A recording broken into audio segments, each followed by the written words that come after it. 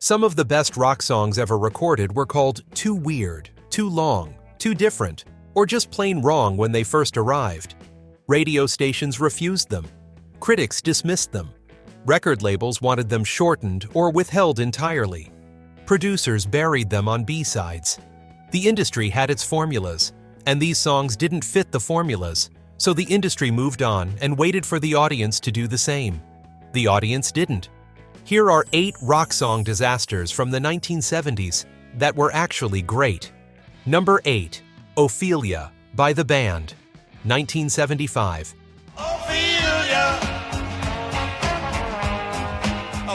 The Band were one of the most critically respected groups in American rock music by the mid-1970s.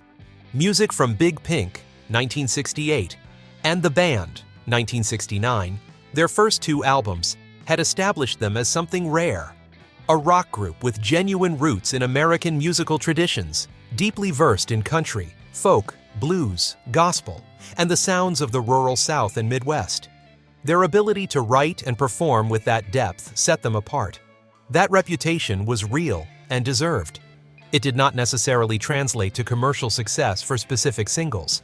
And by 1975, the band was also dealing with personal pressures that were taking their toll.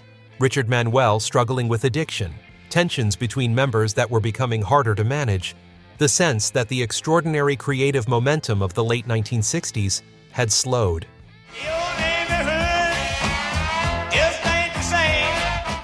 Ophelia, released in 1975, as the lead single from the album Northern Lights, Southern Cross, was the lead single from what turned out to be their final studio album before their 1976 farewell concert, later documented in Martin Scorsese's film The Last Waltz.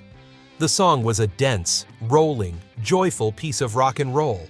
Levon Helm on drums, Robbie Robertson on guitar, Garth Hudson on organ. The full ensemble playing with the kind of easy command that comes from years of playing together in close quarters. Lyrically, it was the story of a woman named Ophelia, rendered with the slightly mythological quality that Robertson brought to his best writing. A character glimpsed rather than explained, her story implied through atmosphere and detail.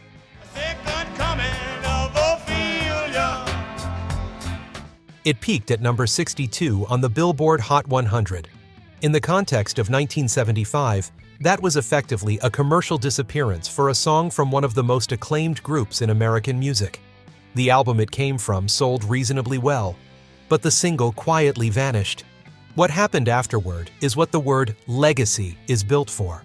The band's catalog has been reassessed with each passing decade, and Ophelia has accumulated a reputation that chart positions couldn't predict. It appears on best of lists, gets played on classic rock radio alongside songs that actually charted, and consistently surprises new listeners who find it and wonder why it isn't better known. Robbie Robertson died on August 9, 2023, at the age of 80. The band had been his creation in the most fundamental sense. He had written most of the songs, had shaped the sound, had given the band its particular voice. In the weeks after his death, Ophelia was streamed in numbers it had never seen during its original commercial release, and people who had not thought about the song for years found themselves playing it again and remembering why it had stayed with them. Like Number 7. Tusk by Fleetwood Mac, 1979. Rumors had sold over 40 million copies. It had spent 31 weeks at number 1 on the Billboard 200. It had won the Grammy for Album of the Year in 1978. Whatever Fleetwood Mac released next was going to be measured against that. And whatever they released next was never going to be Rumors again. Partly because Lindsey Buckingham had no interest in making it, and partly because the emotional circumstances that had produced Rumors were themselves a once-in-a-career alignment of personal disaster and creative chemistry. Buckingham produced and largely conceived Tusk, the double album released in October 1979, as a deliberate departure from Rumors' commercial polish.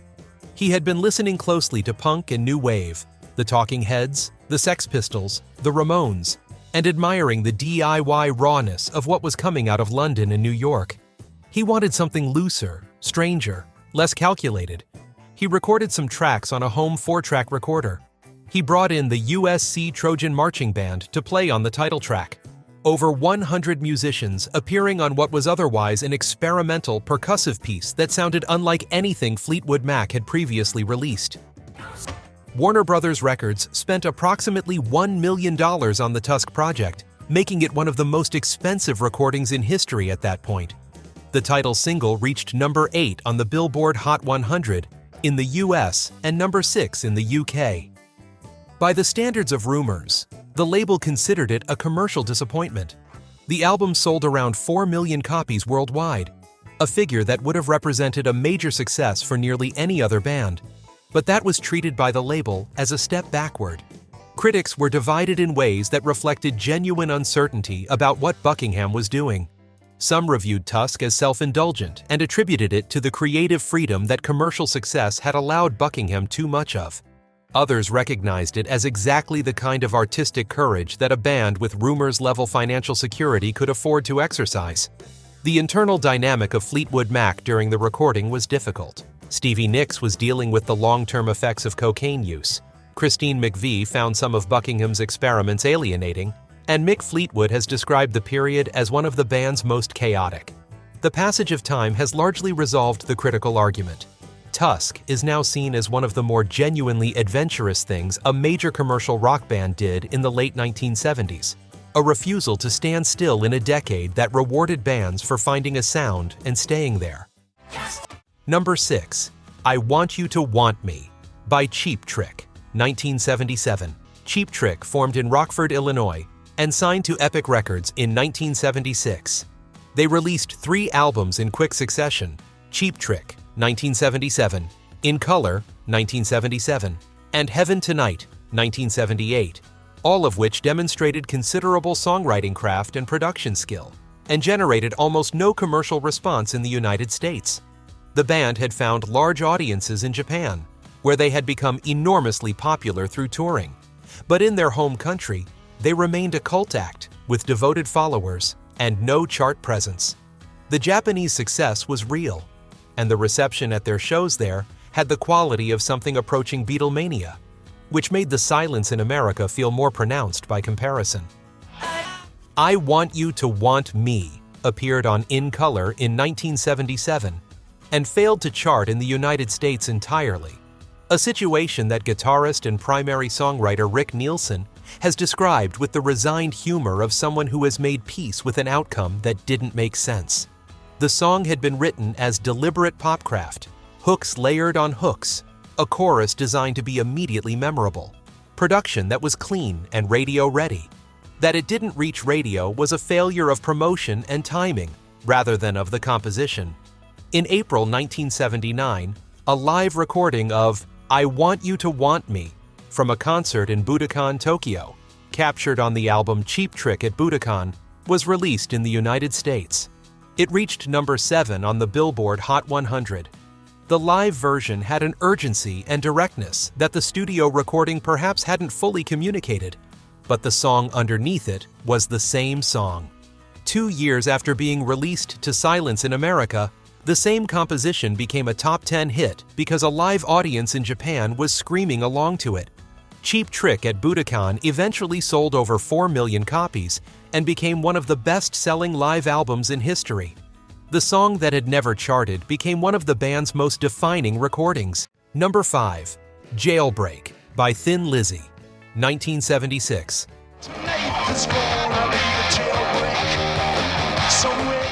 Thin Lizzy had been building toward their commercial breakthrough for years before Jailbreak was released in March 1976.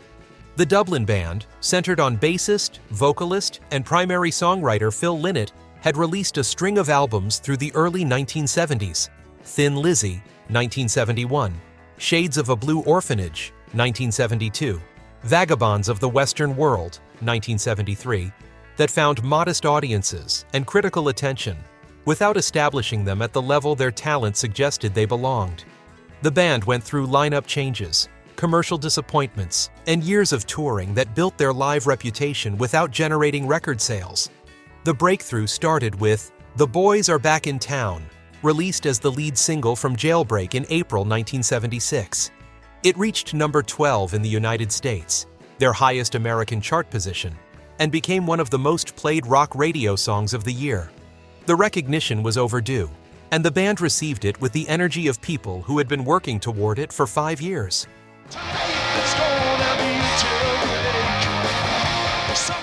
Jailbreak, the album's title track, told exactly the story its title promised: an escape, all adrenaline and momentum, with Brian Robertson and Scott Gorham's twin lead guitars interlocking in a way that had become the band's sonic signature. The arrangement sounds like the physical act of running: fast, precise, slightly reckless, confident of direction.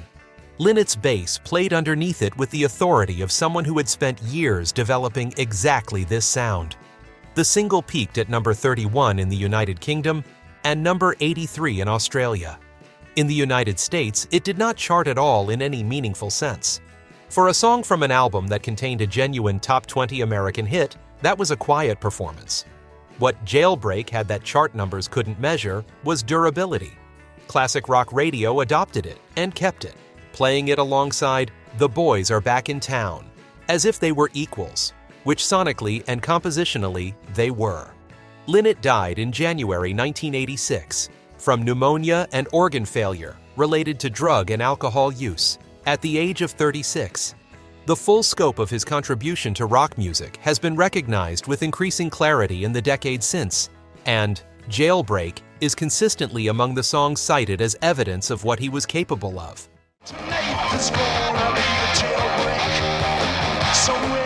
Number 4. The Passenger by Iggy Pop, 1977. I am a passenger, and I'll ride. Iggy Pop's Lust for Life was recorded in Berlin in the summer of 1977, during an extraordinarily productive period when Iggy and David Bowie were both living in the city and working together on each other's material. Bowie had moved to West Berlin as part of his own effort to escape the excesses of the Los Angeles period, and to work in an environment that felt less like an industry and more like a city with its own culture and history. Iggy had followed, for reasons that were partly practical, getting clean, getting away from bad influences, and partly creative. Bowie produced Lust for Life, and also produced The Idiot, Iggy's first Berlin album, which had come out earlier the same year. The combination of the Berlin environment, the divided city, the wall visible from their flat, the Cold War atmosphere of a city that existed at the literal border between two worlds, and the creative chemistry between Bowie and Iggy produced an album that is now considered one of the canonical documents of late 1970s rock. The title track, Lust for Life, was written by Iggy and Bowie in 15 minutes. The Passenger grew out of a poem Iggy had written, set to a guitar figure developed by guitarist Ricky Gardner.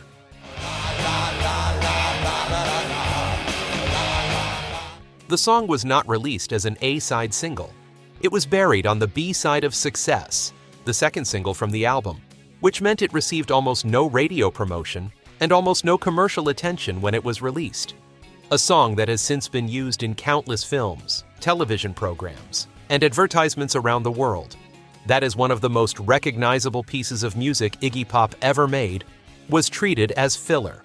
Gardner's guitar figure has a rolling, forward-moving quality that sounds exactly like being in a vehicle at night, watching the city move past the window. Iggy's vocal delivery is relaxed and observational, in a way that his more confrontational work was not. The song is built on that combination: the physical sensation of motion, the detached pleasure of watching without committing, and its power is entirely in its simplicity. It took decades of word-of-mouth, film and television placements, and genuine cultural transmission to get The Passenger to the status it now holds. The music industry put it on a B-side in 1977 and moved on. I am a passenger, and I'll ride. Number 3. Tiny Dancer by Elton John, 1971.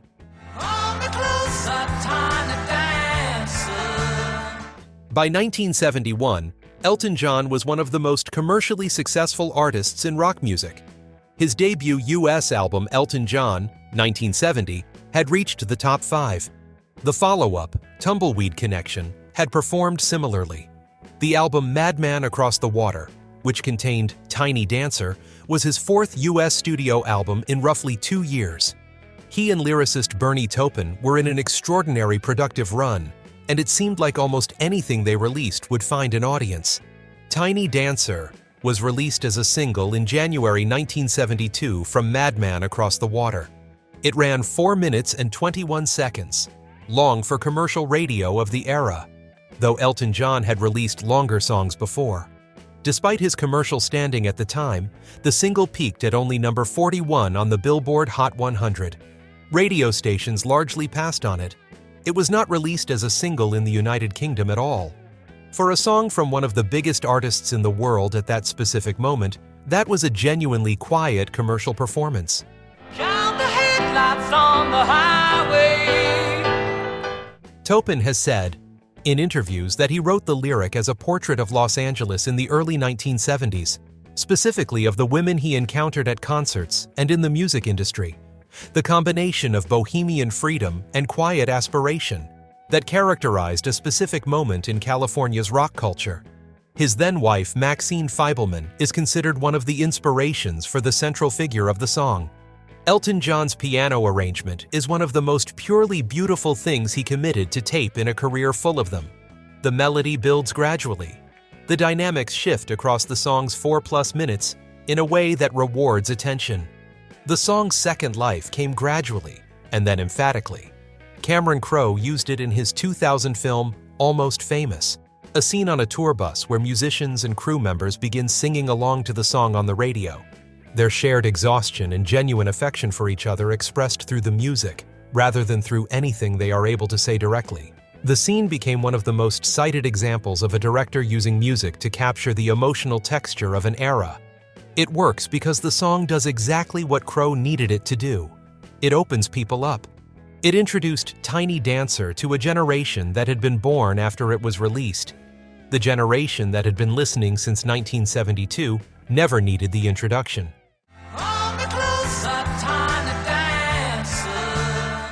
Number 2, Don't Stop Me Now, by Queen, 1979.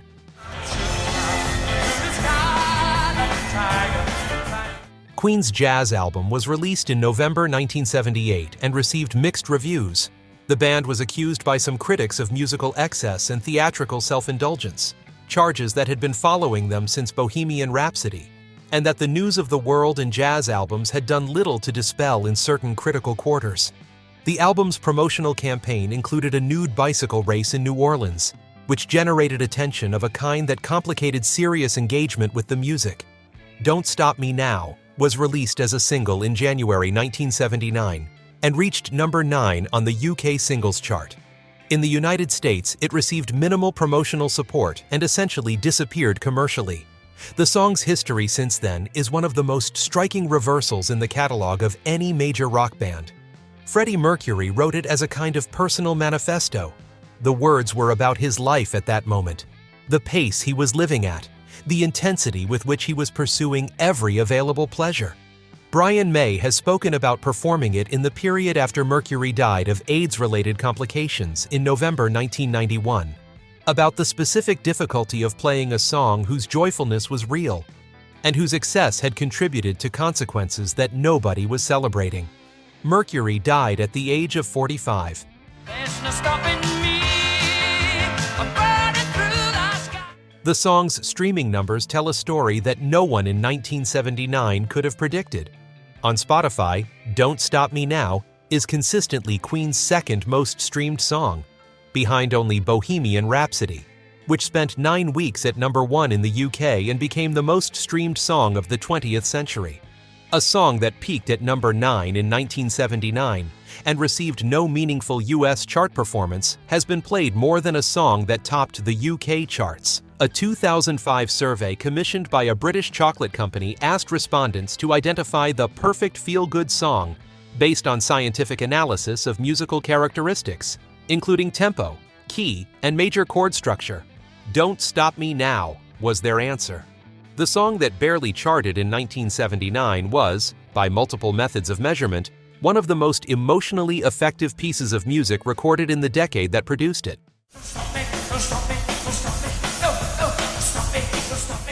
Number 1. Bohemian Rhapsody by Queen, 1975. I see a little silhouette of a man. Scaramouche. EMI. Records heard the song and wanted it shortened. Radio programmers heard it and said 6 minutes was too long for commercial airplay. DJ Kenny Everett at Capitol Radio was given a reel-to-reel copy with the explicit instruction that he was not to play it on air before the official release date. He played it anyway. He played it 14 times in 2 days. The phones lit up with people calling in to ask what it was. The public had already decided. Bohemian Rhapsody was unlike anything that had been released as a pop or rock single in 1975, or in any year before it. It moved through at least 3 distinct musical sections with no conventional verse-chorus-bridge structure connecting them. An opening ballad section with Freddie Mercury alone at the piano. An operatic middle section that Queen had built by recording over 180 separate vocal overdubs, stacking harmonies until the tape was almost physically saturated. And a hard rock finale driven by Brian May's guitar and Roger Taylor's drums. The shift between sections was abrupt and entirely deliberate. May has described the song as Mercury's vision carried out with the full band's commitment, every member understanding that it was the most ambitious thing they had ever attempted. Mercury's lyrics were, and remain, almost entirely unexplained by anyone who was there. He was asked about them repeatedly and declined to give direct answers. The song has been interpreted as autobiographical, as theatrical, as pure surrealism. Mercury never confirmed any specific reading and seemed to find the question slightly boring. Critics were genuinely puzzled, rather than simply dismissive. The vocabulary for reviewing something that operated outside every known category was limited. Some called it self-indulgent, some called it a stunt. Robert Christgau at The Village Voice was not kind. New Musical Express was confused. The song spent 9 weeks at number 1 on the UK singles chart upon its original release in 1975. It reached number 9 in the United States, a chart position that, in retrospect, is the most baffling single data point in its entire history. It was re-released after Mercury's death in November 1991 and reached number 2 in the UK, with all proceeds going to the Terence Higgins Trust, an HIV/AIDS charity. After the 2018 biographical film Bohemian Rhapsody, which won 4 Academy Awards including Best Film Editing, it became the most streamed song of the 20th century on Spotify, with billions of plays across multiple platforms. The record label executive who heard it in 1975 and told the band to cut it down is now one of the most frequently cited examples of the industry getting something historically, completely, permanently wrong. The song they wanted shortened is, by streaming numbers, the most popular rock song of the entire century that produced it. If any of these surprised you, hit the like button and subscribe. There are more deep dives like this one waiting.